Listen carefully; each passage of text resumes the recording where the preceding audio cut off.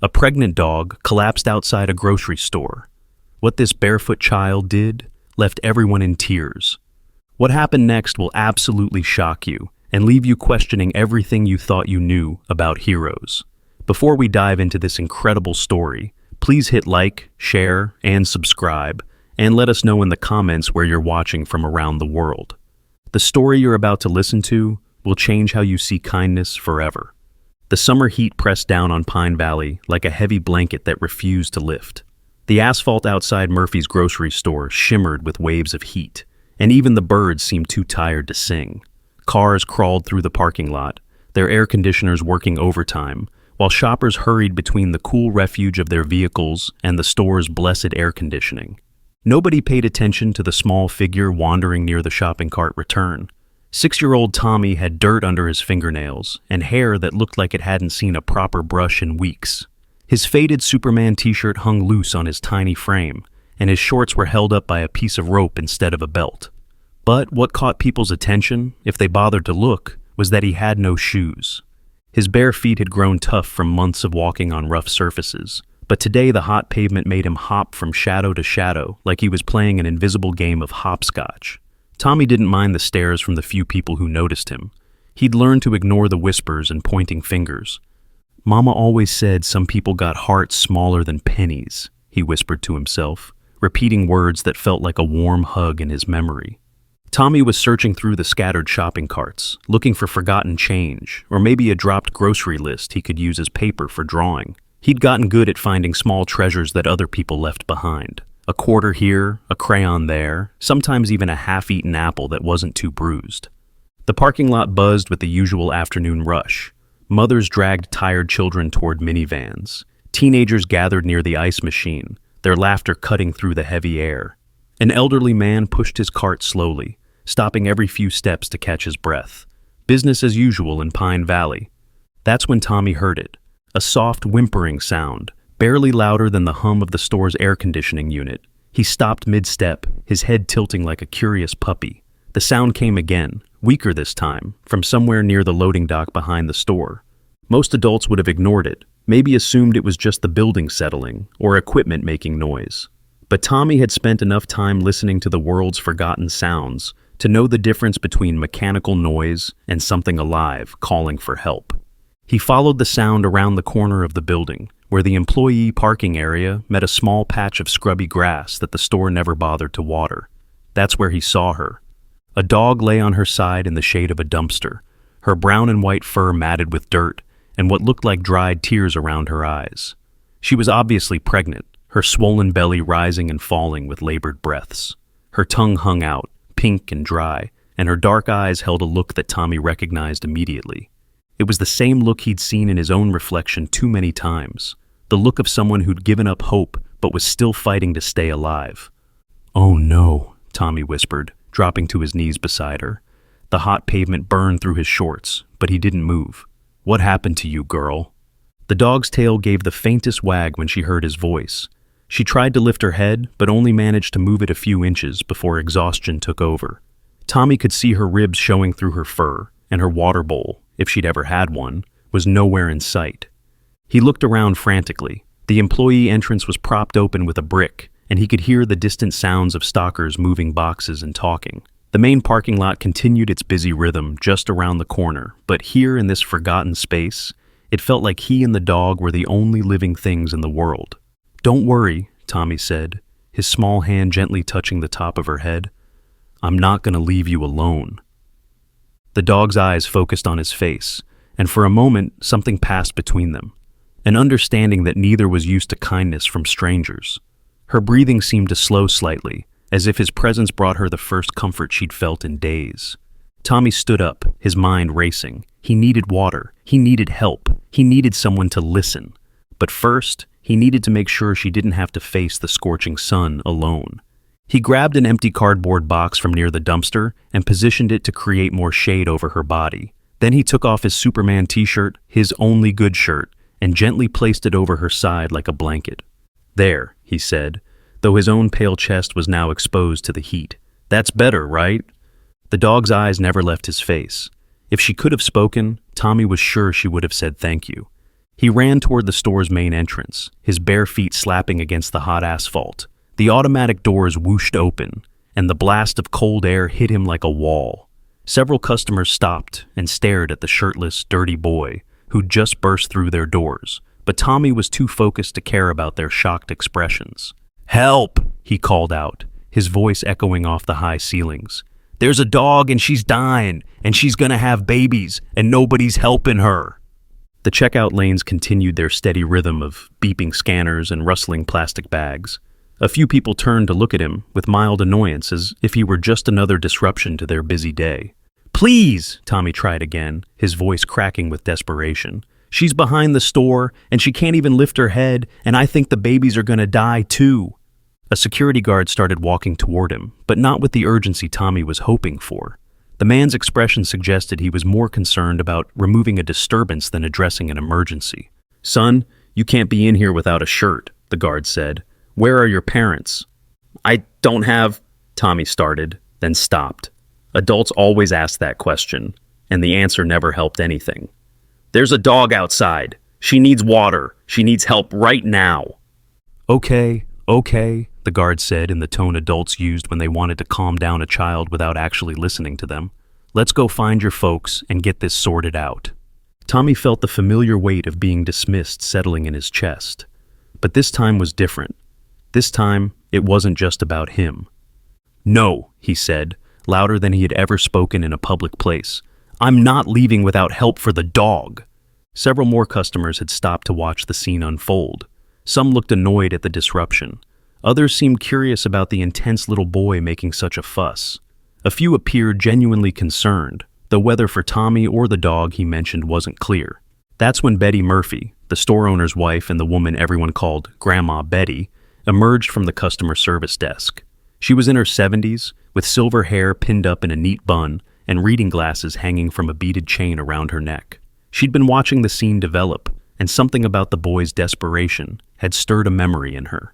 60 years ago, she'd been the little girl crying for help when her own dog had been hit by a car. She remembered how the adults had patted her head and told her everything would be okay, but nobody had actually helped until it was too late. "What's your name, sweetheart?" she asked Tommy, kneeling down to his eye level despite her creaking knees. "Tommy," he said, wiping his nose with the back of his hand. "And there's really a dog, and she's really sick, and I put my shirt on her, but that's not enough, and—" "Slow down," Betty said gently. "Show me." Hope flickered in Tommy's eyes for the first time since he'd entered the store. "You'll really come look?"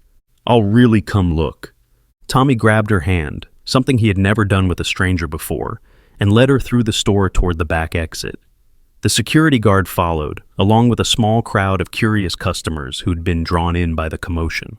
"She's right around here," Tommy said as they stepped outside into the heat. "I made her some shade and put my shirt on her, but she's still really, really sick." They rounded the corner to the employee area, and Betty's breath caught in her throat. The dog was exactly as Tommy had described, clearly pregnant, obviously malnourished, and fighting for every breath.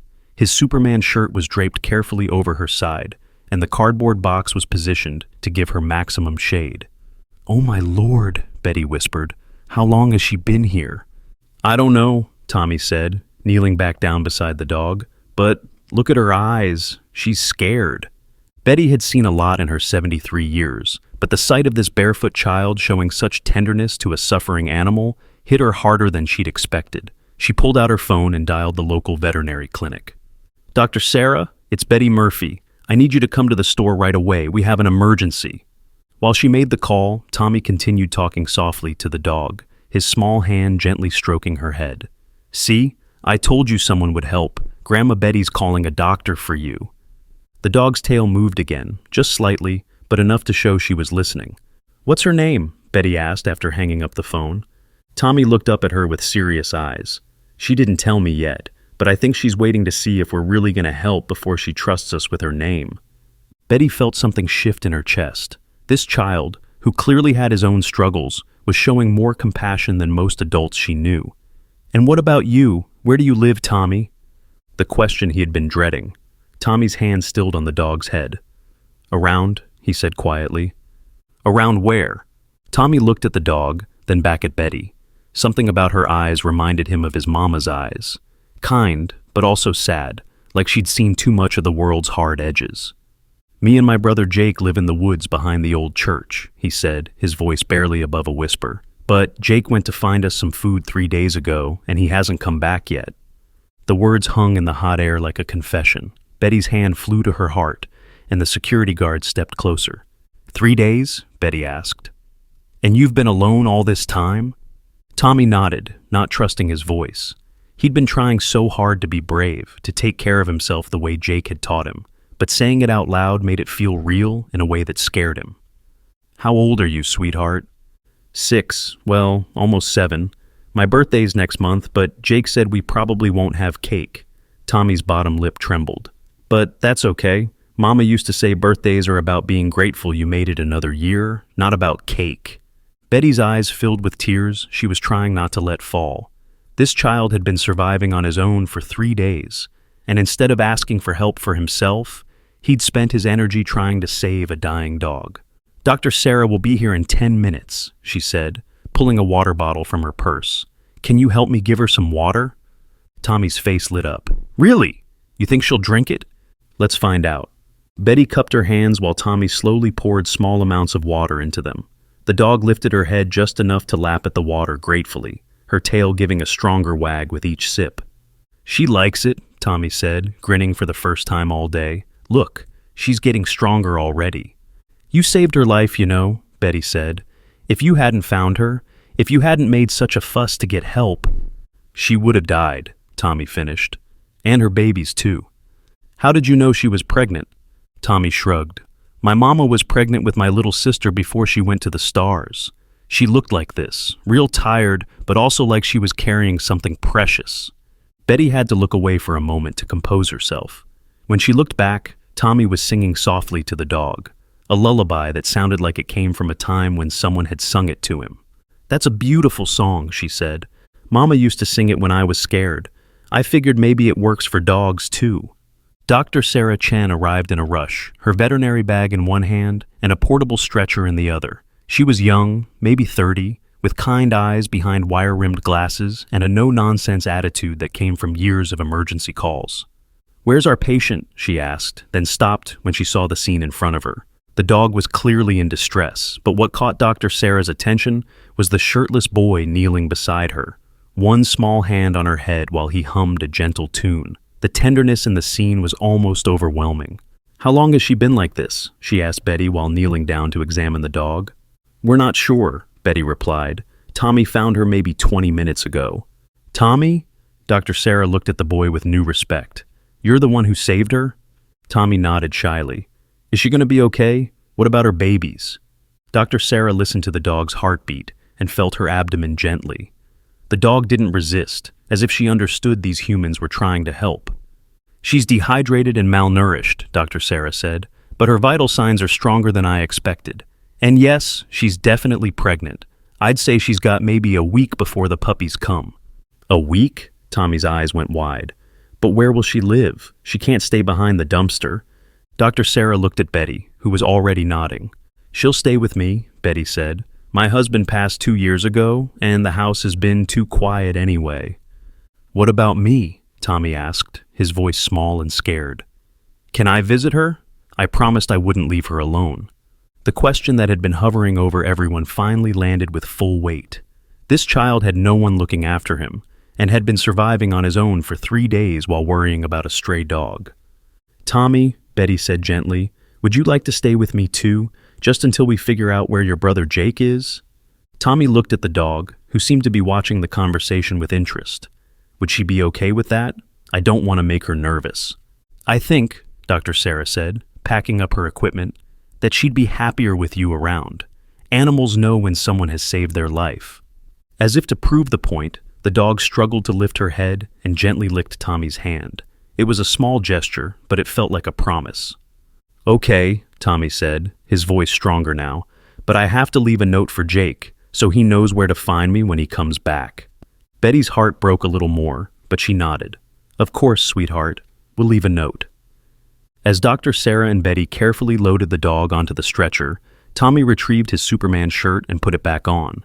The The fabric was warm from the dog's body and smelled like hope and second chances. "What should we call her?" Tommy asked as they walked toward Betty's car. "What do you think?" Betty asked. Tommy considered this seriously. "She saved me just as much as I saved her. And she's going to be a mama soon. Maybe... Hope?" "Hope," Betty repeated. "I think that's perfect." As they drove away from the grocery store, Tommy looked back through the rear window at the spot where he had found Hope. In just one afternoon, everything had changed. He'd woken up that morning alone and scared, and now he was riding in a car with two people who cared about him and a dog who was going to be okay. But in the back of his mind, he couldn't shake the worry about Jake. Where was his brother? Why hadn't he come back? And what would happen when the adults started asking more questions about why two children had been living alone in the woods? Tommy pressed his face against the window and whispered a prayer to the stars where his mama lived. "Please let Jake be okay, and please let Hope's babies be healthy, and thank you for making sure I found her today." He didn't know it yet, but finding Hope was about to change more lives than just his own. The story of the barefoot boy and the pregnant dog was just beginning, and the ripples would spread through Pine Valley in ways nobody could have predicted. As Betty's car disappeared down Main Street, the sun began to set behind Murphy's grocery store. The parking lot started to empty as families headed home for dinner and evening routines. But in the spot where Hope had laid dying just hours before, something had shifted in the fabric of the town. Sometimes heroes don't wear capes or carry swords. Sometimes they're 6 years old, with dirty feet and hearts big enough to save the world, one gentle act at a time. The story was far from over. In fact, it was about to take turns that would leave everyone in Pine Valley questioning what they thought they knew about family, loyalty, and the power of unconditional love. Betty's house sat on Maple Street, 3 blocks from the grocery store. It was the kind of house that belonged in a storybook. White picket fence, rose bushes climbing up a trellis, and a front porch swing that creaked gently in the evening breeze. But for the past 2 years, since her husband Harold had passed, it had felt more like a museum than a home. That changed the moment Tommy walked through the front door. "Wow," he breathed, his eyes wide as he took in the living room. "This is like a castle." Betty laughed despite herself. "It's just a regular house, sweetheart." "No," Tommy said seriously, running his fingers along the back of the floral couch. "Castles are where people are safe. This feels safe." Dr. Sarah had set up a makeshift bed for Hope in the sunroom, where the late afternoon light streamed through tall windows. The dog seemed more alert now that she'd had water and was out of the heat, though she still moved carefully, protecting the precious life growing inside her. "She's beautiful," Betty said, watching as Hope's tail wagged weakly when Tommy approached. "Look how she responds to you!" Tommy knelt beside Hope's bed, which Dr. Sarah had made from old blankets and a foam cushion. "Hey girl," he whispered, "this is your new home. It's got air conditioning and everything." Hope lifted her head and rested it against Tommy's leg, as if she understood that this small boy had changed the course of her life. "I need to ask you some questions, Tommy," Dr. Sarah said gently, "about how long Hope might have been on her own, and about you and your brother." Tommy's shoulders tensed. Adults always wanted to ask questions, and questions usually led to trouble. "It's okay," Betty said, sensing his fear. "We just want to help." "Yep." "Jake's been taking care of me since Mama went to the stars," Tommy said, his hand never stopping its gentle stroking of Hope's fur. "That was 8 months ago. Daddy went to the stars when I was 4, so Jake's been the grown-up for a long time." "How old is Jake?" Dr. Sarah asked. 12, but he's real smart. He knows how to find food and clean water and everything." Tommy's voice grew smaller. "He wouldn't just leave me. Something bad happened." Betty and Dr. Sarah exchanged glances over Tommy's head. A 12-year-old trying to care for a 6-year-old was a recipe for disaster, no matter how smart or capable the older child might be. "Where were you living before the woods?" Betty asked. "With Grandpa Roy after Mama died, but he—" Tommy stopped, his hand stilling on Hope's head. "He got real angry all the time, and he hurt Jake, so we ran away." The words hung in the air like a dark cloud. Betty felt her heart clench, imagining these two children facing such impossible choices. "Did he hurt you too?" Dr. Sarah asked softly. Tommy shrugged, which was answer enough. "Well," Betty said, her voice thick with emotion, "you don't have to worry about any of that now. You're safe here." "But what about Jake? What if he comes back and I'm not there?" "We'll figure that out," Betty promised. Tomorrow we'll go back and leave a note like you wanted, and we'll ask around town. Someone might have seen him. Dr. Sarah checked Hope's vital signs one more time. She's stable for now, but I want to come back tomorrow to examine her again. These next few days are critical. Can I sleep next to her? Tommy asked, in case she gets scared during the night. Betty looked at the child who had had to grow up too fast, asking to comfort an animal who'd also known too much hardship. Of course you can. After Dr. Sarah left, Betty made Tommy a sandwich, the first real meal he'd had in days. She watched him eat, noting how he saved half of it without being asked. "That's for Jake," he said when he saw her looking, "for when he comes back." Betty's eyes filled with tears she tried to hide. "Tommy, sweetheart, there's something we need to talk about." Tommy stopped chewing, fear creeping across his face. "I have to call some people tomorrow. People whose job it is to help children who don't have safe places to live." "No," Tommy said, jumping up so fast his chair fell over. "They'll take me away. They'll put me in one of those homes Jake told me about." "Not if I have anything to say about it," Betty said firmly. "But we have to do things the right way, or they might take you anyway. Do you understand?" Tommy looked at Hope, who had lifted her head at the sound of his distress. The dog's dark eyes seemed to hold an ancient wisdom, as if she understood the conversation, even if the words meant nothing to her. "Will they separate me from Hope?" "Not if I can help it," Betty said. "But, Tommy, these people, they might have information about Jake. They might be able to help us find him." This gave Tommy pause. The idea of getting help to find Jake was almost worth the risk of having to talk to strangers about grown-up things. "Okay," he said quietly, "but I don't want to leave Hope alone." "You won't have to." That night, Betty set up an air mattress next to Hope's bed in the sunroom. Tommy curled up with one small hand resting on Hope's side, feeling the gentle rise and fall of her breathing.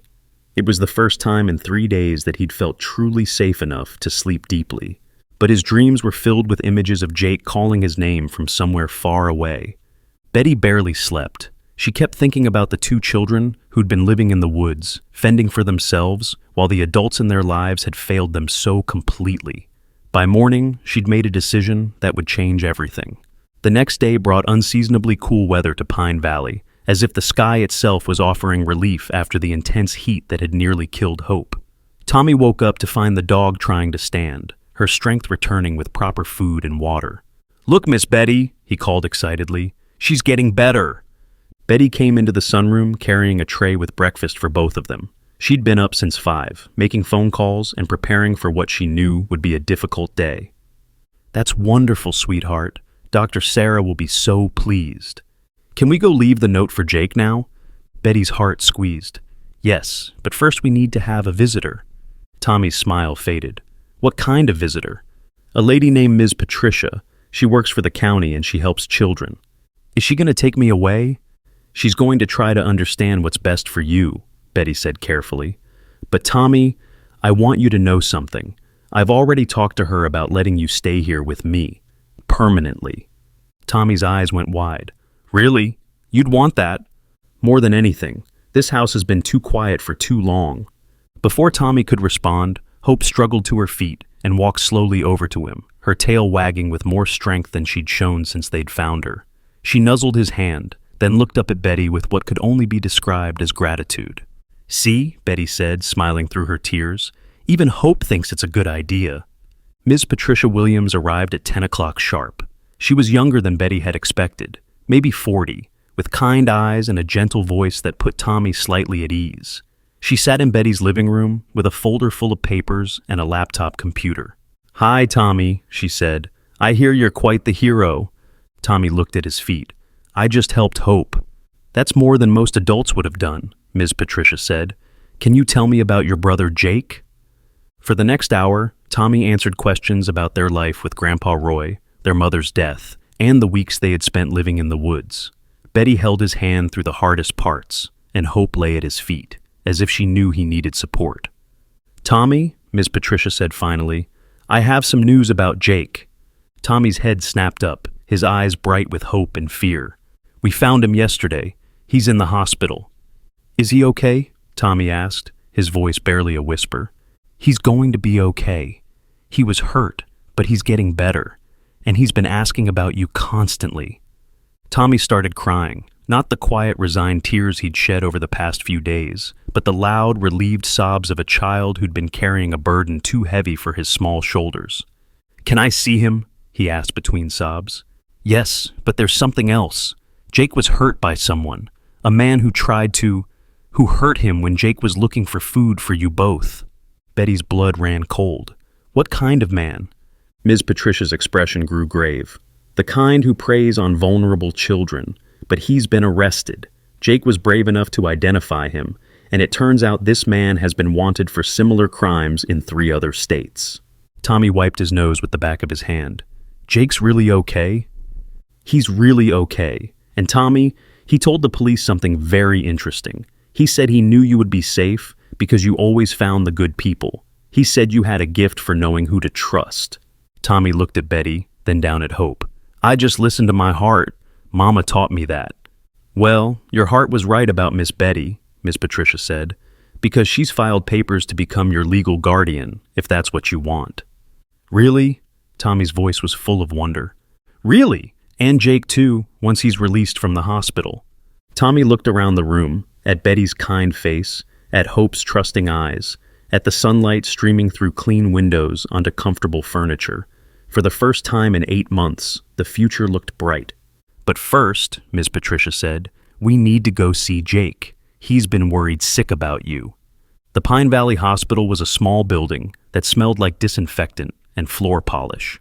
Tommy held Betty's hand tightly as they walked down the hallway toward Jake's room, with Hope walking slowly beside them on a leash Dr. Sarah had provided. "Are you sure she can come in?" Tommy asked for the 3rd time. "The doctor said therapy animals are allowed," Betty assured him, "and Hope definitely qualifies." Jake was in room 204, and when Tommy pushed open the door, he saw his brother sitting up in bed with bandages on his arms and a healing cut on his cheek. Jake looked older than 12, like the past few days had aged him years. "Tommy!" Jake's face lit up with relief and joy. "Oh man, I was so scared. I'm sorry, buddy. I'm so sorry I left you alone." Tommy ran to the bed and climbed up carefully, wrapping his arms around his big brother. "I knew you'd come back. I knew you wouldn't leave me on purpose." "Never," Jake said, holding him tight. "Never, ever." "Jake, this is Miss Betty," Tommy said, pulling back to make introductions. "She's gonna let us live with her. And this is Hope. I saved her life, but she saved mine too." Jake looked at the pregnant dog standing patiently beside the bed, then at the older woman whose eyes were bright with unshed tears. "You took care of my brother," he said to Betty. "How can I ever thank you?" "By letting me take care of both of you," Betty replied, "for as long as you'll have me." Jake's eyes filled with tears. He'd spent 2 years trying to be the adult, trying to protect Tommy from a world that seemed determined to hurt them. The idea of letting someone else share that burden felt almost too good to be true. "What about Grandpa Roy?" he asked. "He's going to jail," Ms. Patricia said from the doorway. "The man who hurt you led police right to him. Turns out your grandfather had been helping him find children to hurt. They're both going away for a very long time." Jake closed his eyes, relief washing over his face. "So, it's really over?" "It's really over," Betty said. "Now it's time to start fresh." Hope walked closer to the bed, her tail wagging gently. Jake reached down to pet her, and she licked his hand with the same gentle kindness she'd shown Tommy. "She's gonna have puppies soon," Tommy said excitedly. "Dr. Sarah says maybe next week." "Really?" Jake grinned, the first genuine smile Tommy had seen from his brother in months. "That's amazing." "The doctor says you can come home tomorrow," Ms. Patricia said. "Are you ready for that?"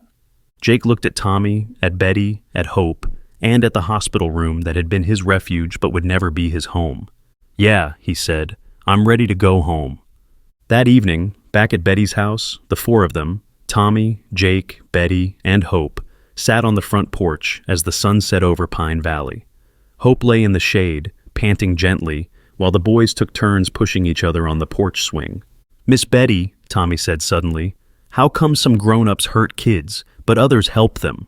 It was the kind of question that didn't have an easy answer, but Betty had learned that children deserved honesty, even when the truth was complicated.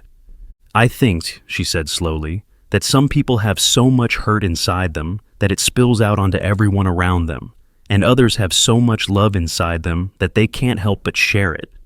Which kind are you? Jake asked. Betty looked at these two boys who had brought such unexpected joy into her quiet life, and at the dog whose rescue had brought them all together.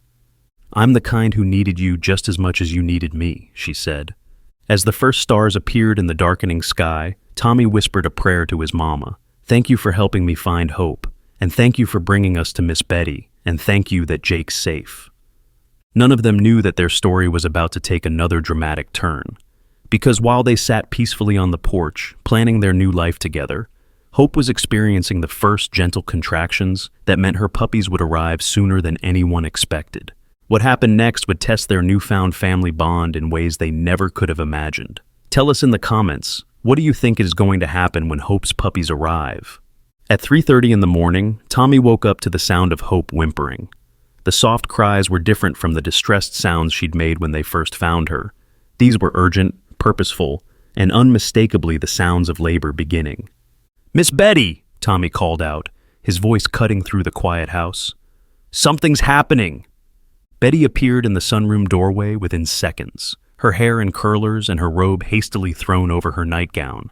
She'd been a light sleeper since Harold died, and Tommy's call had sent adrenaline coursing through her veins. "Oh my," she breathed, seeing Hope pacing restlessly around her bed, unable to get comfortable. "It's time." Jake limped in behind her, still moving carefully from his hospital stay, but determined not to miss anything important. "Is she okay? Should we call Dr. Sarah?" At this hour, Betty checked the clock on the wall. "Let's see how she's doing first. Sometimes the best thing we can do is just be here." Hope looked at Tommy with eyes that seemed to say, "I need you." She'd been through so much alone, hunger, abandonment, near death, but this time, she had family around her. Tommy knelt beside her makeshift bed and spoke in the gentle voice that had calmed her from the very beginning. "It's okay, girl. Your babies want to meet you. We're all here." The next hour passed in a blur of nervous energy and quiet encouragement. Hope would lie down, then get up and walk in circles, then lie down again. Betty made chamomile tea for everyone and found clean towels, while Jake researched dog birth on Betty's old computer. "It says here that first-time mothers can be in labor for up to 24 hours, Jake read aloud. 24 hours? Tommy's eyes went wide. She has to hurt for that long? Not hurt exactly, Betty explained gently. Her body knows what to do. She's bringing new life into the world. It's hard work, but it's also beautiful. At 5 in the morning, Hope's breathing changed. She lay on her side and began pushing in earnest, her body working with ancient instincts that needed no instruction manual. "Here comes the first one," Betty whispered. Tommy held his breath as a tiny wet bundle emerged. Hope immediately began cleaning her puppy, her maternal instincts taking over despite her exhaustion. "Is it breathing?" Jake asked anxiously. As if in answer, a tiny squeak emerged from the puppy, and Hope's tail wagged with pure joy. "It's perfect," Tommy breathed. "Look how little it is." The second puppy arrived 40 minutes later, then the third an hour after that. Each birth brought tears to everyone's eyes, tears of relief, wonder, and overwhelming love for this brave mother dog who'd almost died just days before. But when the fourth puppy arrived, something was wrong. This one was smaller than the others and wasn't moving. Hope nudged it anxiously, trying to stimulate breathing, but the tiny body remained still. "Why isn't it crying?" Tommy asked, fear creeping into his voice. Betty gently picked up the motionless puppy, feeling for a heartbeat. "Sometimes," she said softly, "babies aren't strong enough to make it. It doesn't mean Hope did anything wrong." Tommy's bottom lip trembled. "But that's not fair. Hope tried so hard." Jake put his arm around his little brother. "Life isn't always fair, buddy, but look, 3 healthy babies made it. That's something to celebrate." Hope seemed to understand that one of her babies was gone. She nuzzled the still form gently, then turned her attention to the 3 squirming, healthy puppies who needed her warmth and milk. "She's so brave," Tommy whispered. "Even when something sad happens, she keeps taking care of the ones who need her." Betty looked at these 2 boys who'd shown the same kind of resilience, and her heart swelled with pride and love. As the sun rose over Pine Valley, the little family sat quietly around Hope and her 3 newborn puppies. The living room felt like a sacred space, filled with the miracle of new life and the bonds that had formed between unlikely companions. "What should we name them?" Tommy asked.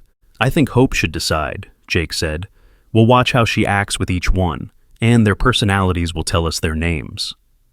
The largest puppy, who had been the first to arrive, had Hope's brown and white coloring and seemed determined to claim the best nursing spot. The second was solid black except for white paws, and already showed signs of being the most vocal of the group. The third was the smallest, but also the most adventurous, already trying to crawl beyond the warm circle of his mother's biddy. "That one's definitely going to be trouble," Betty laughed, pointing to the wandering puppy. By noon, Dr. Sarah had arrived to check on Hope and the babies. She pronounced everyone healthy and gave Hope antibiotics to prevent infection. "You did everything right," she told the assembled family. "Hope couldn't have asked for better midwives." "Will the babies be okay without their brother?" Tommy asked. Dr. Sarah knelt down to Tommy's level. "They'll be just fine. And Tommy, what you did, finding Hope, getting her help, staying with her through this, you gave these puppies life. Without you, none of them would be here." Tommy looked at the 3 tiny forms nursing contentedly, and some of the sadness in his eyes lifted. That afternoon brought an unexpected visitor. Officer Marcus Rodriguez from the Pine Valley Police Department knocked on Betty's front door, his uniform crisp despite the heat. "Mrs. Murphy, I'm sorry to bother you, but I understand you're caring for the children who were involved in the Jake Williams case." Betty's protective instincts flared. "Is there a problem?" "No, ma'am, quite the opposite. I wanted to update you on the arrests, and I have some questions about Tommy's statement, if that's okay." Betty called Tommy from the sunroom, where he'd been watching over Hope and the puppies like a devoted guardian. "Hi, Tommy," Officer Rodriguez said gently. "I heard you're quite the hero. You saved a dog and helped us catch some very bad men."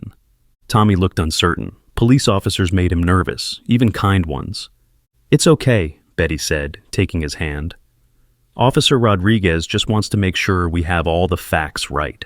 Tommy, when you found Hope behind the grocery store, did you see anyone else around? Anyone who seemed like they didn't belong?" Tommy thought carefully. "There was a man by the dumpster when I first got there. He was looking through it, but when he saw me, he left real fast." Officer Rodriguez and Betty exchanged glances. This was new information. "Can you describe him?" "He was tall and had a baseball cap, and he smelled bad, like when Grandpa Roy didn't take baths for a long time." "Did he say anything to you?" Tommy shook his head, but he looked at me funny, like he wanted to ask me something, but then changed his mind. Officer Rodriguez made notes in his pad. "Tommy, you may have seen the man who hurt your brother. The timing matches up. He was in that area looking for vulnerable children." Betty's blood ran cold. Tommy had been alone and barefoot behind a grocery store, exactly the kind of target this predator sought. "But Hope was there," Tommy said simply. "She needed help, so I couldn't go anywhere." "That dog may have saved your life," Officer Rodriguez said. "If you'd been walking around alone, if this man had approached you—" He didn't finish the sentence, but everyone understood. "So, Hope didn't just get saved," Tommy said slowly. "She saved me, too." "It looks that way, son." After Officer Rodriguez left, the house felt different. The realization of how close they had all come to tragedy, Tommy to abduction, Hope to death, Jake to permanent separation from his brother, hung in the air like a storm cloud. But that evening, as they sat around Hope and her nursing puppies, the mood lightened. The babies were growing stronger by the hour, their tiny squeaks and movements filling the room with pure joy. "Miss Betty," Jake said, "I've been thinking about what Officer Rodriguez said, about how everything happened for a reason." "What do you mean?" "If Grandpa Roy hadn't been so awful, we wouldn't have run away. If we hadn't run away, Tommy wouldn't have been behind the store. If Tommy hadn't been there, Hope would have died. If Hope had died, her babies never would have been born. And if that bad man had found Tommy instead of Tommy finding Hope, everything that seemed bad led to something good," Tommy finished. "Like Mama used to say, sometimes the worst storms bring the best rainbows." Betty wiped tears from her eyes. These children had been through more trauma than most adults, yet they still found ways to see hope and meaning in their suffering.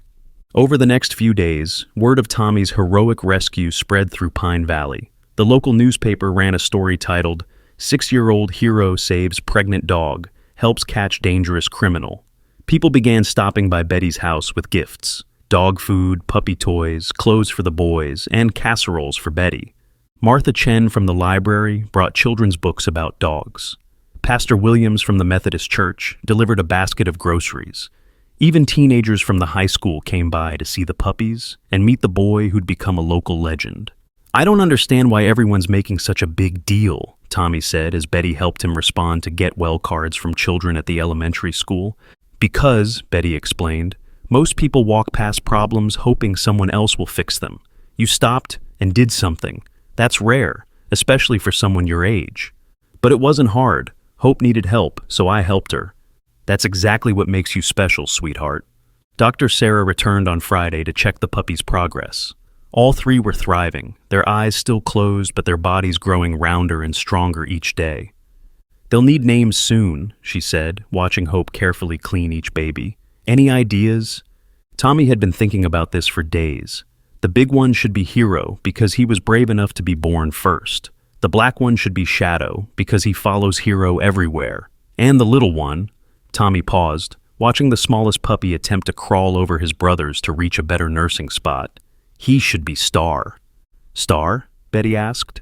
"Because he's little but bright and he never gives up. Like Mama said about the stars, they look tiny from far away, but they're really huge and powerful." Jake grinned. "Those are perfect names." Hope seemed to approve too, her tail wagging gently as Tommy said each name aloud. That weekend brought another surprise. A reporter from the regional television station arrived to do a story about Tommy and Hope. At first, Betty was reluctant to let them film, but Miss Patricia convinced her it might help other children in similar situations. "Tommy," the reporter asked, kneeling down to his level with a microphone, "what would you say to other kids who might be scared or alone?" Tommy thought seriously about the question, his hand resting on Hope's head, while Hero, Shadow, and Star nursed nearby. "I'd say look for the good people," he said finally. "They're everywhere, but sometimes you have to be brave enough to ask for help. And if you see someone else who needs help, try to help them even if you're scared, because sometimes helping others is how you find the people who will help you." "That's very wise. Where did you learn that?" "From my mama, and from Hope, and from Miss Betty and Jake and Dr. Sarah and everyone who helped us." "Do you have any advice for adults?" Tommy looked directly at the camera with the serious expression of someone far older than his 6 years. "Pay attention to the kids and animals who don't have anybody. We're not invisible, even when people act like we are, and sometimes the person who needs help the most is the one who's trying to help someone else." The interview aired the following Tuesday, and the response was overwhelming.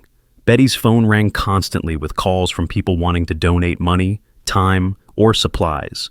A local construction company offered to build a proper dog run in Betty's backyard. The veterinary clinic where Dr. Sarah worked announced they'd provide free care for Hope and her puppies for life. But the most meaningful response came from other children. Letters arrived from kids all over the state, sharing their own stories of helping animals, standing up to bullies, or finding courage in difficult situations. Tommy insisted on personally responding to each letter, with Jake helping him with the longer words. "Dear Maria," he dictated as Jake wrote, "thank you for telling me about how you helped the hurt bird. You're a hero too. Love, Tommy, and Hope, and Hero, and Shadow, and Star."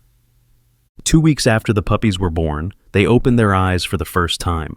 Tommy was sitting with Hope when it happened, and he called excitedly for everyone to come see.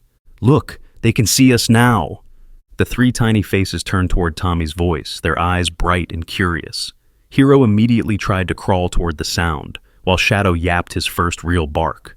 Star, true to his name, seemed to stare directly at Tommy as if he recognized the voice that had been talking to him since birth. "They know you," Betty marveled. "Look how they respond to you." It was true. Whenever Tommy spoke, all three puppies turned toward him. When he reached out his hand, they crawled over each other trying to reach him first. Hope watched these interactions with what could only be described as pride. "It's like they know you saved their mama," Jake observed. That evening, as the family settled into their new routine of puppy care and homework and regular meals, Tommy made an announcement. "I want to do something special for Hope's first Mother's Day." "What kind of something?" Betty asked. "I want to have a party for her and all the people who helped us to say thank you." "That's a beautiful idea," Betty said. "What kind of party?" Tommy's eyes lit up with excitement. "A puppy party. Everyone can meet Hero and Shadow and Star, and we can tell them how Hope saved my life just like I saved hers." "I think," Jake said. "That's the best idea you've ever had." Planning Hope's Mother's Day party gave the whole family a project to work on together. Betty made lists of people to invite. Jake designed invitations on the computer. Tommy insisted on personally delivering each one, with Hope walking beside him on her leash and the puppies safe at home with Betty. The guest list grew as word spread. Dr. Sarah and her staff from the veterinary clinic, Officer Rodriguez and several other police officers who'd worked on the case, Ms. Patricia and other social workers, teachers from the elementary school, neighbors who'd brought food and supplies. Even the teenage volunteers from the animal shelter wanted to come. "This is going to be bigger than we thought," Betty said, looking at the growing list. "Good," Tommy said firmly. "Hope deserves a big party. She's the best mama in the world." The party was scheduled for the Saturday before Mother's Day, in Betty's backyard, under the big oak tree where Harold used to read his newspaper. The morning dawned clear and warm, perfect weather for celebrating new life and second chances. As guests began arriving, Tommy stationed himself next to Hope's outdoor pen with the puppies, proudly introducing everyone to Hero, Shadow, and Star. The 3-week-old puppies were now fluffy, playful, and impossibly cute, tumbling over each other and yapping tiny barks that made everyone laugh. "This is Hero," Tommy would say to each visitor. "He's the biggest and the bravest. And this is Shadow. He's the loudest. And this little guy is Star. He's small, but he's got the biggest heart." Hope seemed to understand she was the guest of honor. She sat regally beside the puppy pen, accepting pets and praise from visitors while keeping one eye on her babies. Dr. Sarah brought a special cake shaped like a dog bone, and the teenagers from the animal shelter had made a photo collage showing Hope's transformation from the near-death dog they'd found behind the grocery store to the healthy, happy mother she'd become. But the biggest surprise came when a van pulled up from the local news station. The reporter who had interviewed Tommy weeks earlier stepped out with a camera crew. "We heard about the party," she said to Betty. "We'd love to do a follow-up story, if that's okay." Tommy looked at Hope, who wagged her tail as if giving permission. "Okay," Tommy said, "but only if you promise to tell people that there are lots of other animals who need help too." As the afternoon wore on, something magical happened. Stories began emerging from the guests, tales of animals they'd rescued, children they'd helped, small acts of kindness that had made big differences. Officer Rodriguez told about a program the police department was starting to train therapy dogs for working with traumatized children. Dr. Sarah announced that Hope's story had inspired 3 families to adopt older dogs from the shelter. The librarian mentioned that requests for books about animal care had tripled since Tommy's story aired on television.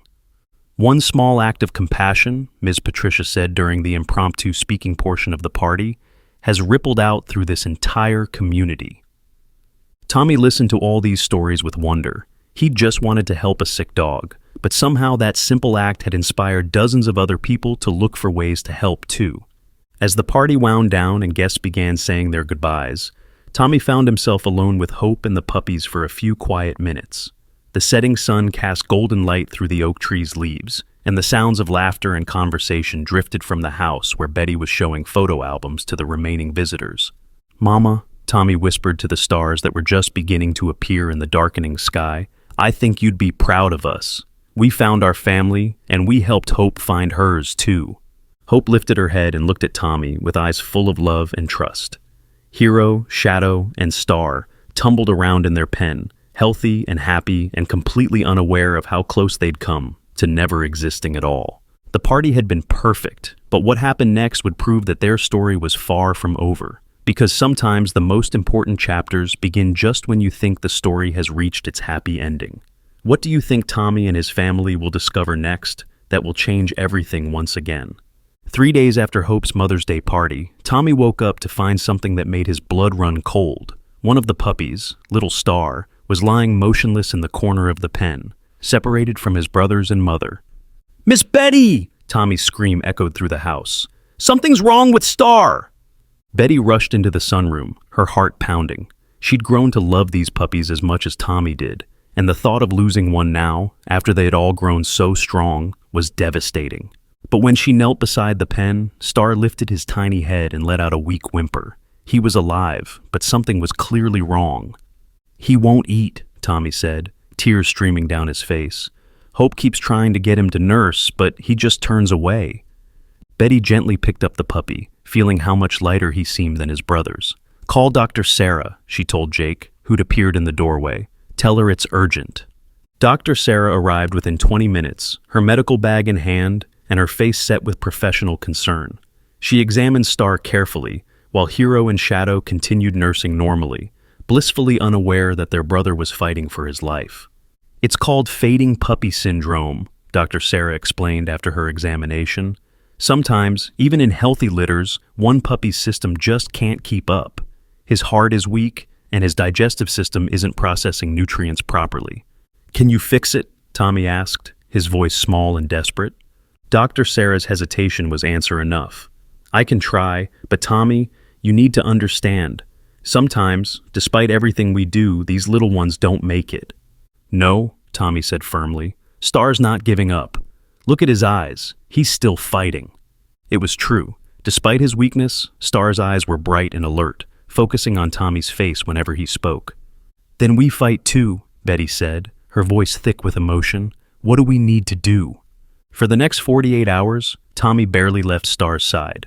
Dr. Sarah had shown them how to feed the puppy with a tiny syringe every 2 hours, how to keep him warm with heating pads, and how to stimulate his circulation with gentle massage.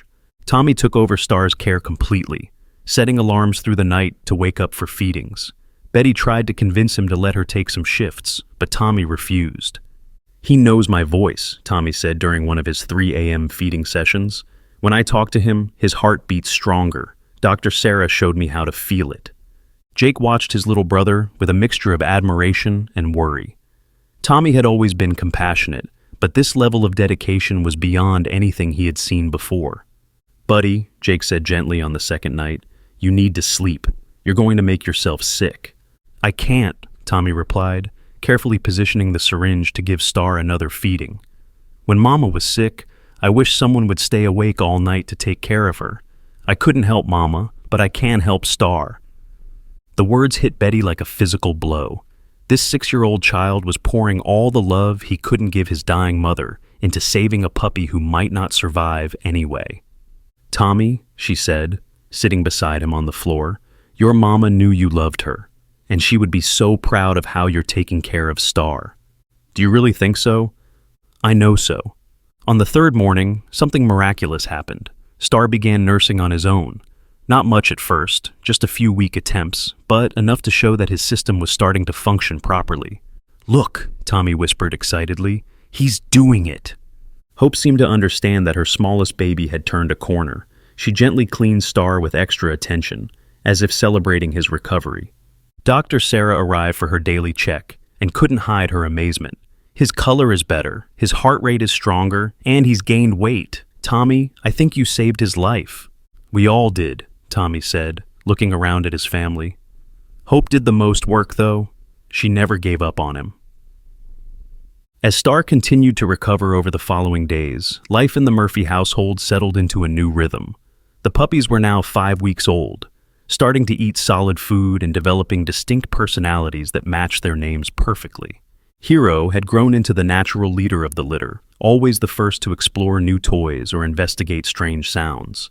Shadow followed his big brother everywhere, chattering constantly in puppy language. And Star, despite his rough start, proved to be the most affectionate of the three, seeking out human contact whenever possible.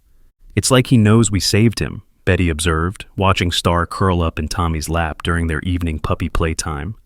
"Or maybe," Tommy said thoughtfully, "saving him saved us too." The truth of that statement became clear a week later, when Dr. Sarah arrived for what she thought would be a routine checkup, but turned into something much more significant. "I have some news," she said after examining all 3 puppies. "The Regional Veterinary Association wants to give Tommy an award." "An award?" Tommy looked confused. "For what?" "For outstanding compassion in animal care. Your dedication to Star's recovery has impressed a lot of people in the veterinary community. They want to present it at their annual conference next month." Tommy looked uncomfortable with the idea of being the center of attention again. "Do I have to make a speech?" "Only if you want to," Dr. Sarah said gently. "But Tommy, this is important. Your story is inspiring other children to care about animals, and it's inspiring adults to listen to children more carefully." Betty had been thinking about this a lot lately. The phone calls and letters hadn't stopped coming, and many of them shared similar themes. Adults admitting they'd walked past suffering because they assumed someone else would help. Children finding courage to speak up about problems they'd previously kept quiet. There's something else, Dr. Sarah continued.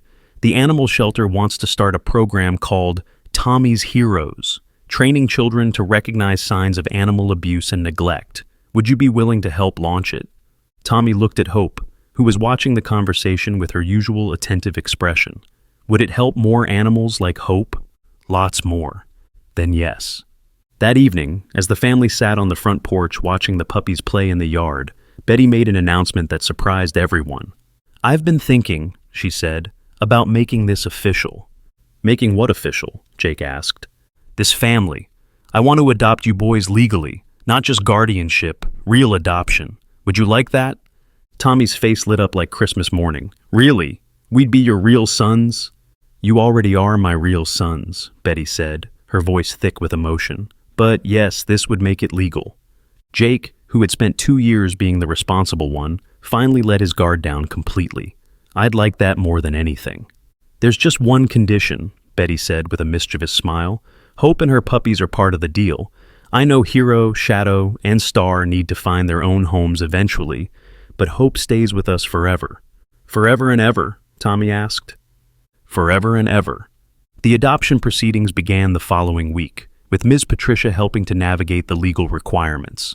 But during their second meeting with the family court judge, an unexpected complication arose. "There's been a development in your case," Judge Martha Stevens said, reviewing the files spread across her desk. "Your grandfather has filed a petition for custody." Betty felt the color drain from her face. "That's impossible. He's in jail." "He's been released on bail pending trial, and legally, as the boy's biological relative, he has a right to petition for custody." Jake immediately moved closer to Tommy, his protective instincts flaring.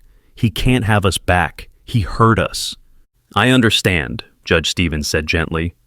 "And I want you to know that his history of abuse will be a major factor in my decision. But we have to follow proper procedures." "What does that mean?" Betty asked, fighting to keep her voice steady.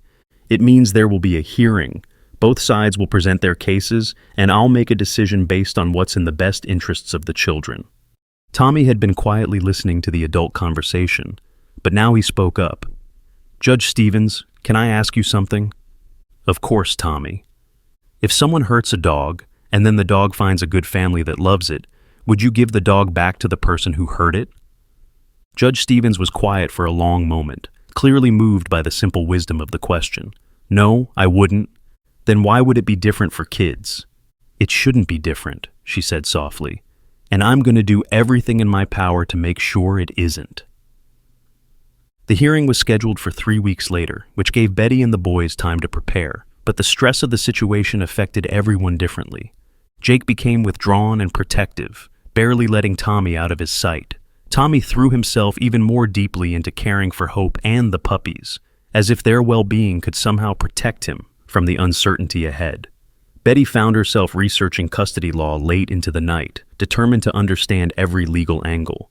Hope seemed to sense the tension in the household. She stayed close to the boys constantly, and even began sleeping in their room at night, something she'd never done before. "It's like she knows something's wrong," Tommy observed one evening, as Hope positioned herself between his bed and the door. "Animals are smart about people's feelings," Betty said. "She's trying to take care of you the same way you took care of her." 2 weeks before the hearing, another unexpected visitor arrived at Betty's door. This time it was a woman in her 40s, with kind eyes and a gentle smile. "Mrs. Murphy, I'm Dr. Elena Rodriguez, a child psychologist. I've been following Tommy's story, and I'd like to help." "Help how?" "I specialize in custody cases involving trauma. If you're willing, I'd like to evaluate the boys and provide testimony about their psychological well-being and attachment bonds." Betty invited her in, though she felt a flutter of nervousness. What if the evaluation revealed problems she hadn't noticed? Dr. Rodriguez spent 2 hours with each boy separately, then observed them interacting as a family. She watched Tommy with the puppies, noted how Jake protected his younger brother, and saw how both boys responded to Betty's presence. "Mrs. Murphy," she said at the end of her visit, I've never seen such clear evidence of healthy attachment and recovery from trauma. These children have flourished in your care. Does that help our case? It should help tremendously, but there's something else. During my evaluation, both boys mentioned their mother frequently. They have very clear, positive memories of her. Would it be possible to include some of those memories in their testimony? Betty nodded, though her heart ached thinking about how much the boys still missed their mother. That evening, she sat with Tommy and Jake to talk about their memories of their mother and how those memories had shaped their values. "Mama always said to help people who couldn't help themselves," Tommy said. "That's why I had to help Hope." "She said family isn't just about blood," Jake added. "It's about who takes care of you and who you take care of." "And she said love multiplies when you share it," Tommy continued. "Like how we love Hope, and Hope loves her babies, and now we all love each other more." Betty realized that these children had been carrying their mother's wisdom with them all along, and it had guided them to make the choices that brought them all together. The night before the hearing, Tommy couldn't sleep. He sat in the sunroom with Hope and her puppies, who were now 7 weeks old and ready to start finding their forever homes. "I'm scared," he whispered to Hope. "What if the judge makes us go back to Grandpa Roy?" Hope lifted her head and placed it in Tommy's lap, her dark eyes full of understanding and comfort. "You know what, though?" Tommy continued, stroking her soft fur. "Even if something bad happens, I'm not sorry I saved you. And I'm not sorry we became a family, because Mama was right. Love multiplies when you share it." Jake found him there an hour later, fast asleep with his head resting on Hope's side, and the 3 puppies curled around him like furry guardians. The next morning dawned clear and bright, as if the universe was offering encouragement for the day ahead. Betty made the boys their favorite breakfast, pancakes shaped like dog bones, while Hope supervised from her bed with the puppies. "No matter what happens today," Betty said as they prepared to leave for the courthouse, "you are my sons. Papers can't change that." "And Hope is our dog," Tommy added. "Forever and ever." "Forever and ever," Betty agreed. As they drove to the courthouse, Tommy looked out the window at the town that had become his home. He saw the grocery store where he had found Hope, the veterinary clinic where Dr. Sarah worked, the library where he'd read stories to the puppies during their visits. Every place held memories of kindness and second chances. "Miss Betty," he said quietly, "whatever the judge decides, I want you to know something." "What's that, sweetheart?" "Before I found Hope, I thought maybe the world was all bad people and hurt animals and nobody who cared. But you and Dr. Sarah and everyone else showed me I was wrong. So even if we can't stay together, you already saved me." Betty had to pull over for a moment because her eyes were too blurred with tears to drive safely. "Oh, Tommy," she said, turning to face both boys. "You saved me too. This old house was so lonely before you came. Now it's full of laughter and puppy sounds and all the best kinds of chaos." "Group hug," Jake declared, and they sat in the parked car holding each other tight, gathering strength for whatever lay ahead. When they finally arrived at the courthouse, they were surprised to find a small crowd gathered outside. Dr. Sarah was there with several staff members from the veterinary clinic. Officer Rodriguez had come with other police officers who'd worked on the case. Ms. Patricia stood with a group of social workers, teachers from the elementary school, neighbors from Maple Street, and even some of the teenagers from the animal shelter had shown up. "What's everyone doing here?" Tommy asked in wonder. "Supporting you," Dr. Sarah said simply. "You've become important to all of us." But the biggest surprise was yet to come. As they walked up the courthouse steps, a van pulled up and out stepped the reporter who had interviewed Tommy, followed by her camera crew. "We're here to cover the hearing," she explained to Betty. "Tommy's story has touched people all over the state. They deserve to know what happens next." Inside the courtroom, the atmosphere was tense but hopeful. Judge Stevens took her place at the bench, and the hearing began with presentations from both sides. Grandpa Roy's lawyer argued that family bonds were sacred and that children belonged with their blood relatives. He painted a picture of a grandfather who'd made mistakes but deserved a second chance to care for his grandsons. Betty's lawyer presented a very different story. He called Dr. Rodriguez to testify about the boy's psychological well-being, Officer Rodriguez to describe the abuse investigation, and Dr. Sarah to talk about Tommy's remarkable compassion and the healing that had occurred in Betty's home. But the most powerful testimony came from the boys themselves. Jake spoke first, describing the fear and hunger they'd experienced while living with their grandfather, and the safety and love they'd found with Betty. Then it was Tommy's turn. He walked to the witness stand carrying a small photo, the only picture he had of his mother. "Judge Stevens," he said in his clear, serious voice, "my mama taught me that families are people who take care of each other.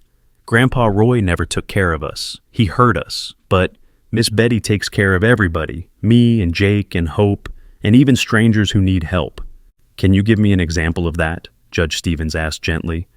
"When Hope was dying behind the store, I could have just walked away. But Mama always said to help people who can't help themselves. So I helped Hope, and then Miss Betty helped both of us. That's what families do."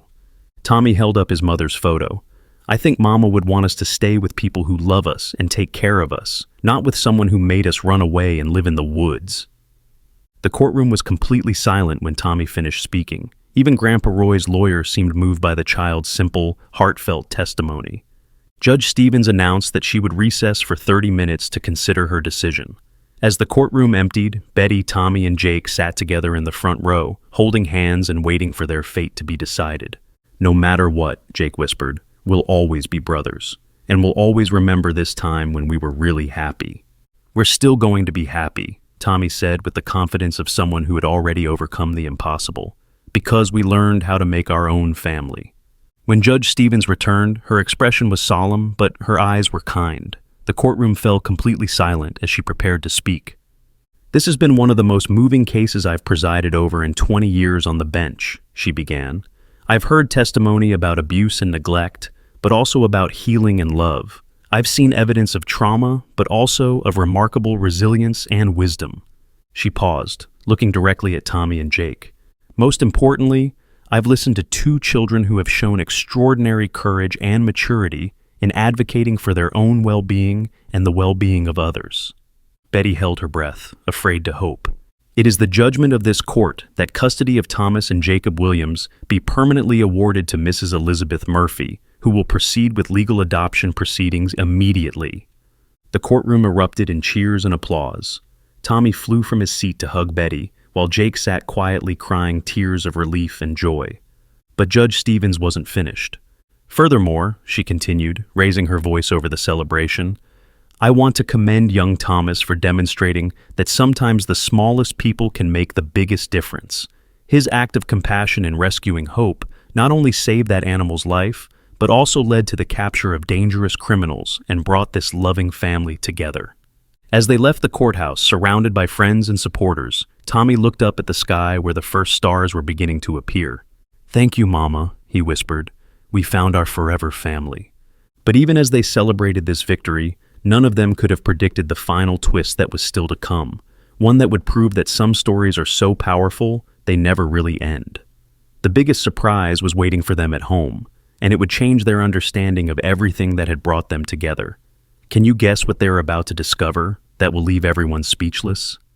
When they arrived home from the courthouse, the house felt different. Maybe it was the knowledge that this was now officially their forever home, or maybe it was the way the late afternoon sunlight seemed to illuminate everything with a golden glow of possibility. But as they walked through the front door, something was definitely not the same. Hope was pacing restlessly in the living room, whining softly and looking toward the back door. Her 3 puppies, now 8 weeks old and almost ready for adoption, were huddled together in their pen, unusually quiet. "What's wrong, girl?" Tommy asked, kneeling beside Hope. She immediately pressed against him, her body trembling slightly. "She's been like this for the past hour," said Mrs. Chen from next door, who'd been watching the animals during the hearing. "I thought maybe she heard something outside, but I couldn't see anything unusual." Jake checked to the back door and froze. "Miss Betty," he called, his voice tight with concern. "There's someone in our backyard." Betty's protective instincts flared immediately. After everything they had been through, the idea of an intruder on their property felt like a violation of their newfound safety. But when she looked through the kitchen window, her heart stopped. A young woman sat on the back porch steps, her long brown hair falling in waves around her shoulders. She wore a faded denim jacket and carried a worn backpack, and something about her posture, the way she held her head, the curve of her shoulders, seemed achingly familiar. "Oh my God," Betty whispered. Tommy and Jake crowded behind her to look out the window. "Who is that?" Tommy asked.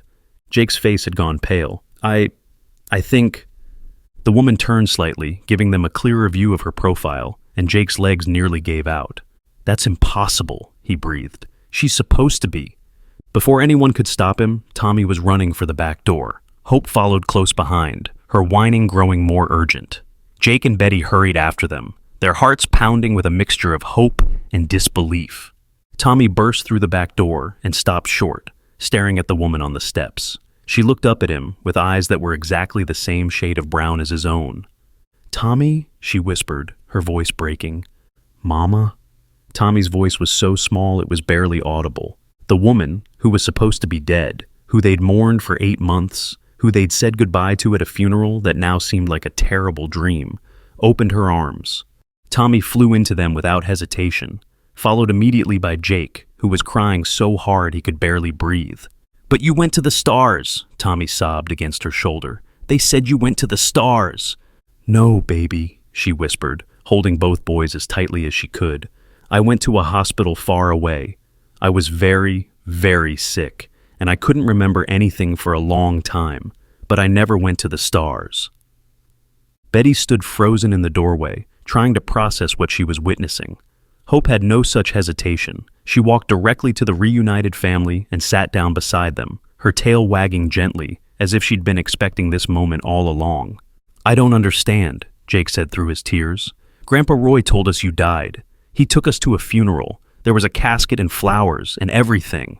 Their mother, Sarah Williams, though the boys had only ever called her Mama, looked up at Betty with eyes full of pain and gratitude. "My father told everyone I was dead," she said, her voice thick with emotion. "He had me committed to a psychiatric facility 3 states away after I had a breakdown following my husband's death. I spent months in a medicated haze, not even remembering my own name, let alone that I had children who needed me. But the funeral," Jake insisted, "we saw them lower the casket." "It was empty," Sarah said quietly. "My father wanted legal custody of you boys, and having a dead daughter made that easier than dealing with a daughter who was mentally ill." The enormity of Roy Williams' deception was staggering. He'd not only abused his grandsons, but had stolen 8 months of their lives with their mother, making them believe they were orphans when they weren't. "How did you find us?" Betty asked, finally finding her voice. Sarah smiled through her tears. "I saw Tommy on the news. When my memories started coming back 6 weeks ago, the first thing I remembered was Tommy singing that lullaby I used to sing to him. Then I saw him on television singing it to a dog, and I knew immediately it was my son." "You've been looking for us for 6 weeks?" Tommy asked. "Every single day. It took time to get released from the hospital, time to prove who I was since my father had declared me dead, time to track down where you'd ended up. But I never stopped looking." "Why didn't you come sooner?" Jake asked, and Betty could hear the protective edge in his voice, the voice of a child who had learned not to trust adult promises. "Because I wanted to make sure I was really better," Sarah said honestly, "and because I saw how happy you looked in that news story. I saw this woman," she looked at Betty, "taking care of you the way I should have been able to. I needed to make sure that coming back was what was best for you, not just what I wanted." Tommy looked back and forth between his mother and Betty, his young mind struggling to understand the impossible situation. "But Miss Betty adopted us today. We're her sons now." "I know," Sarah said gently. "And if that's what you want, if you're happy here, then I'll go away again. I just needed to see that you were safe and loved." "No," Tommy said immediately. "You can't go away again. We missed you so much." "But Miss Betty is our family too," Jake added, looking confused and torn. Betty felt her heart breaking in the most beautiful way possible. These children, who had had so little stability in their lives, were being asked to choose between the mother they'd thought was dead and the woman who'd saved them. "Maybe," Betty said quietly, "nobody has to choose." Everyone turned to look at her. "Your mother needs to know you're safe and loved," Betty continued, speaking directly to Tommy and Jake.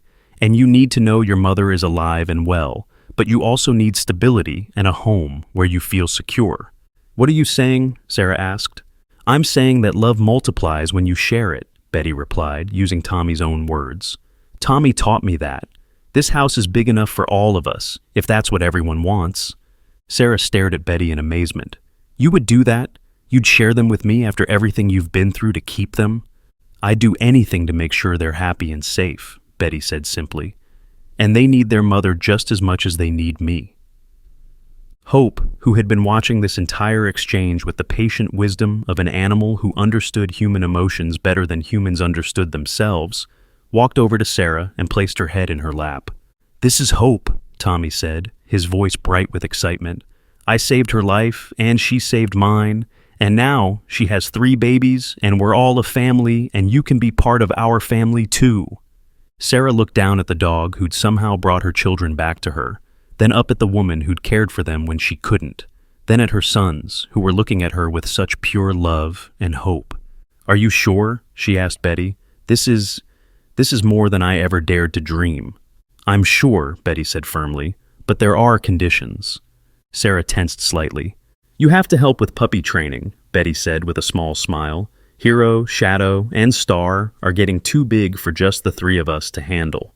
Sarah laughed, the first real laugh Tommy and Jake had heard from her in over a year. "I think I can manage that." That evening, the expanded family sat in Betty's living room, trying to process the miraculous turn their lives had taken. Sarah had called the legal aid attorney who'd helped her prove her identity, and he was already working on the paperwork to add her to the adoption proceedings. "It's going to be complicated," he'd warned, "but not impossible, especially given the circumstances of fraud and the clear evidence that this arrangement is in the children's best interests." Tommy sat between his mother and Betty on the couch, one hand on each of them, as if he could keep them both there through physical contact alone. Jake had positioned himself on the floor with Hope and the puppies, still processing the emotional whiplash of the day. "Mama," Tommy said suddenly, "do you want to hear about everything that happened while you were gone?" "I want to hear about everything," Sarah said. So Tommy told her. He told her about living in the woods with Jake, about finding Hope behind the grocery store, about meeting Betty and Dr. Sarah and all the people who had helped them. He told her about the puppies being born, about Star almost dying, about the party and the courthouse and the man who'd hurt Jake. "And the best part," Tommy finished, "is that now you're here and you can meet everyone and see how good our life is." Sarah was crying again, but these were tears of joy, mixed with overwhelming gratitude. "I'm so proud of both of you," she said. "You took care of each other, and you found people who would take care of you. That's exactly what I would have wanted you to do." "Mama," Jake said quietly, "are you really better? Like, really, really better?" It was the question they had all been thinking, but hadn't known how to ask. "I'm better," Sarah said honestly. "I still take medication, and I still see a therapist twice a week. But my memory is back, and I know who I am again. Most importantly, I know who you are, and I know how much I love you." "Will you ever get sick like that again?" Tommy asked. "I hope not," Sarah said. "But if I do, I have people to help me now, and I have you two to remind me who I am." Betty, who had been quietly listening to this reunion, made a decision that surprised even herself. "Sarah," she said, "I want to show you something." She led the family to her bedroom and opened the top drawer of Harold's old dresser. Inside was a small wooden box that she hadn't opened in 2 years. "When Harold died," Betty said, lifting out a few items, "I put away reminders of what it felt like to be part of a family. I thought that part of my life was over." She showed them a photo of herself and Harold on their wedding day, another of them at Christmas with Betty's sister and her children, and a small wooden heart that Harold had carved for her on their first anniversary. "But these boys taught me that family isn't just about who you marry or who you give birth to," Betty continued. "It's about who you choose to love and who chooses to love you back." She handed the wooden heart to Sarah. "Harold would have loved Tommy and Jake, and he would have wanted them to have their mother back. This house has been waiting for a family to fill it up again." Sarah held the carved heart with trembling hands. "I don't know how to thank you." "You don't have to thank me," Betty said. "You have to help me raise these boys, and help me train 3 puppies who are getting bigger and more mischievous every day." As if summoned by the mention of mischief, Hero chose that moment to escape from the puppy pen and come trotting into the bedroom, followed closely by Shadow and Star. "Speaking of which," Betty laughed, "I think someone needs to learn about boundaries." Tommy giggled and scooped up Star, who immediately began licking his face. "Can Mama help name their forever families?" "What do you mean?" Sarah asked. "Well," Jake explained, "Hero and Shadow are ready for adoption. Dr. Sarah has a list of families who want them, but we get to pick which families are good enough. Really? That's a big responsibility. Tommy's good at knowing which people are safe, Betty said. He has a gift for it. Over the next 3 weeks, the most unusual family in Pine Valley settled into their new routine. Sarah moved into the guest room, which Betty had been using for storage since Harold died. They converted Harold's old study into a play area for the puppies, complete with toys and training pads, and a gate to contain them when needed. The legal paperwork proved complicated, but not impossible. Judge Stevens, who had presided over the adoption hearing, was amazed by the turn of events, but agreed that the arrangement was in everyone's best interests. "In my 30 years on the bench," she told the family during a follow-up hearing, "I've never seen anything like this, but I've also never seen a family so committed to putting children's needs first." The community response was equally positive. Dr. Sarah helped Sarah Williams find a part-time job at the veterinary clinic, where her gentle nature and newfound understanding of healing made her excellent with traumatized animals. The elementary school arranged for flexible scheduling so she could attend Tommy's school events while still receiving outpatient mental health care. Most importantly, Tommy and Jake flourished, having both their mothers in their lives. Betty provided the stability and security they had been missing, while Sarah brought back the memories and connections to their earlier life that helped them feel complete. "It's like having the best of everything," Tommy explained to Dr. Rodriguez during a follow-up evaluation. "Miss Betty is like our safe place, and Mama is like our heart place." "And what about Hope?" Dr. Rodriguez asked. "Hope is like our miracle place," Tommy said seriously. "She brought us all together." The day came for Hero and Shadow to go to their new homes. After interviewing several families, Tommy had chosen carefully. Hero went to a family with 3 children who promised to train him as a therapy dog for hospitals. Shadow went to an elderly widower who reminded Tommy of Betty, someone who needed companionship as much as the puppy did. "Will they be happy?" Tommy asked as they said goodbye to his first 2 foster puppies. "They'll be very happy," Dr. Sarah assured him, "and they'll always remember the family who saved their lives." Star, however, was staying. Nobody had even discussed it. It was simply understood that the little puppy who had nearly died and been saved by Tommy's devotion belonged exactly where he was. 6 months later, as the first anniversary of Tommy finding Hope approached, the Murphy-Williams household had become the kind of family that other people used as an example of how love could triumph over tragedy. Sarah had been declared fully mentally competent and was working full-time at the veterinary clinic. Betty had started a nonprofit organization called Second Chances that helped place rescue animals with families while providing support for children in crisis. Tommy was thriving in 2nd grade and had been asked to speak at the regional conference for child welfare workers.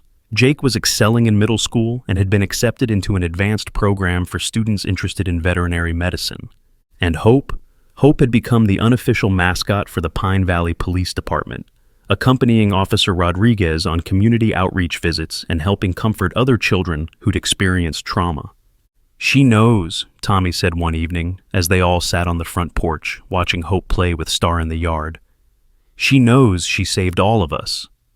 "How do you know that?" Sarah asked, marveling at her son's insight. "Look at her eyes when she looks at us," Tommy said. "They're the same eyes she had when she was dying behind the store, but now instead of asking for help, she's saying thank you." Betty looked around at her impossible, wonderful family. 2 boys who'd taught her that love could multiply infinitely, a woman who'd found her way back from the deepest darkness, a dog who'd brought them all together, and a puppy who'd shown them that sometimes the smallest lives are worth fighting for.